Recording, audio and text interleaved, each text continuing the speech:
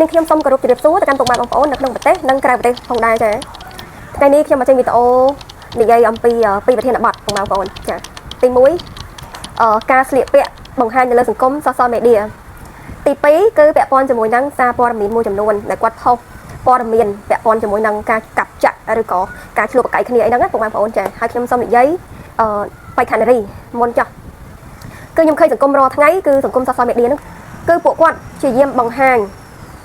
ភាព sexy នៅលើសង្គមច្រើនមែនតើចាគឺបងប្អូនដឹងហើយមិនចាំបាច់ខ្ញុំនិយាយទេចាគឺគាត់បង្ហាញចា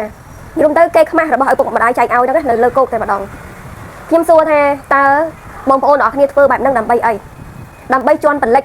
នារីខ្មែរឲ្យធ្លាក់ដកបាតឲ្យគេមើងងាយតម្លៃណាវប្បធម៌ខ្មែរឬក៏យ៉ាងណាខ្ញុំមិនមែនអ្នកចេះដឹងអីទេប៉ុន្តែខ្ញុំគាត់តែឃើញវាជ្រុលហួសហេតុពេកអ្នកខ្លះស្លៀកលីអូថតចាអ្នកខ្លះហាត់ប្រាណចាញរុំទៅនៅពីមុខឡើងកពកពកខ្ញុំសូមជម្រាបបងប្អូនទាំងអស់គ្នាថាចេះបាញ់ឈប់ទៅអ្នកទាំងអស់គ្នា private នៅក្នុងបន្ទប់អ្នកទាំងអស់គ្នាដើរចានៅក្នុងក្លឹបកំសាន្តណាវាគ្រប់គ្រាន់ហើយមិនចាំបាច់ថតផុសទេរួចវានៅលើកោបដូចស្រាបចឹងអញ្ចឹងវាប៉ះពាល់ទៅដល់ក្មេងចំនួនក្រោយទូរស័ព្ទចា7 8ឆ្នាំចាប់ផ្ដើមកាន់ហើយដល់ពេលឃើញចាឫស្សីអាយុ30 40អស់ហលិញហើយ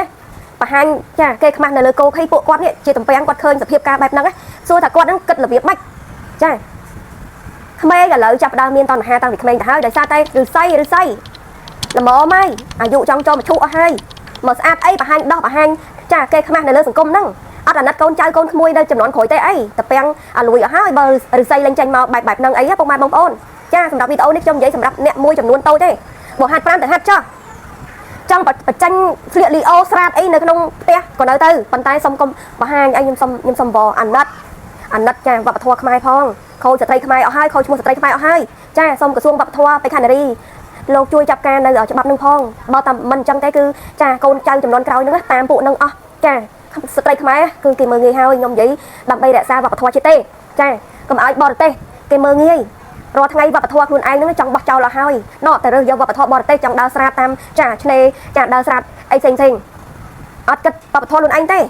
បើអារឿងស្លៀកមកកពកពីមុខហ្នឹងចានាំគ្នាផុសតាមគ្នា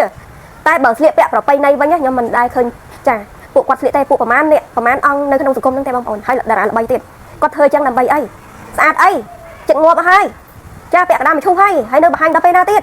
ទុកឲ្យក្មេងៗជំនាន់ក្រោយចារៀនសូត្រសម្លៀកបំពាក់ល្អៗតាមយើងផងកុំមកចេញមកស្លៀកលីអូស្លៀកអីបង្ហាញអត់ចេះខ្មាស់ក្មេងជំនាន់ក្រោយទេយើងធ្វើដល់រិស័យហើយឲ្យតំពាំងមើលឃើញអញ្ចឹងចាអាហ្នឹងសម្រាប់បេក្ខនារីហាត់ប្រាណហាត់ស្ងៀមស្ងាត់ទៅហើយបើយើងថតយើងបាំងមកនេះអាកពកពីមុខហ្នឹងអាខ្លះចេញមកចោច្បែបនៅលើកោកហើយអត់អាណិតចា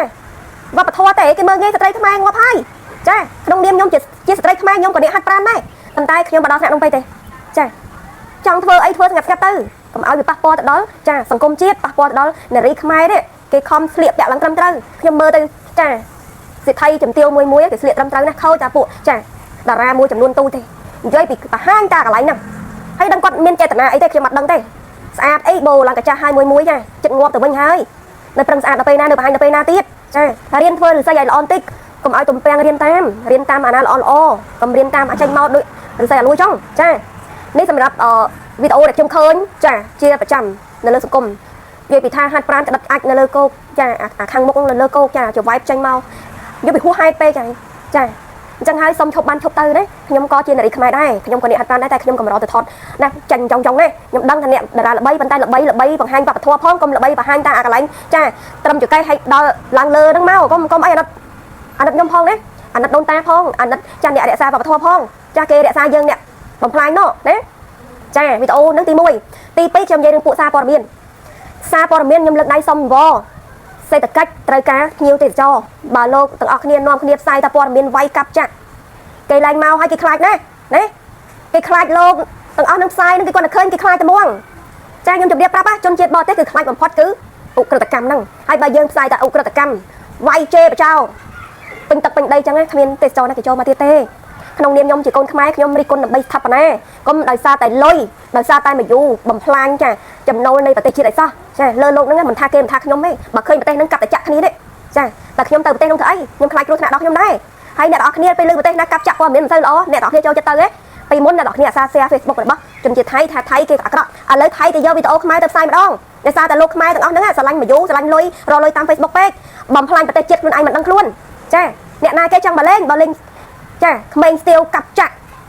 ផ្សាយទូរស័ព្ទ share ផងផ្សាយផងចង់ងាប់ទៅហើយអាអ្នក share នោះខ្លាំងអាអ្នក share អាអ្នកផ្សាយមិនទៅហ្មងទេអាអ្នក share នោះចិត្តងាប់ហើយ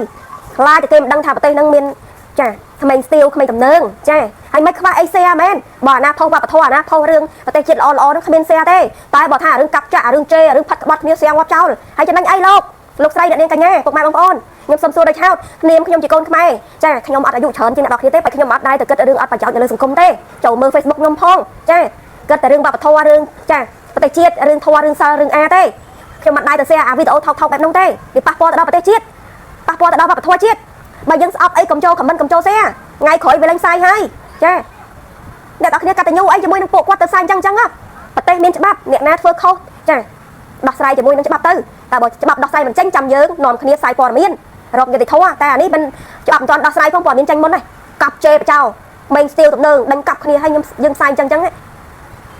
ទេសចរណាគេមកគេខ្លាចគ្រោះថ្នាក់ដល់គេដែរណា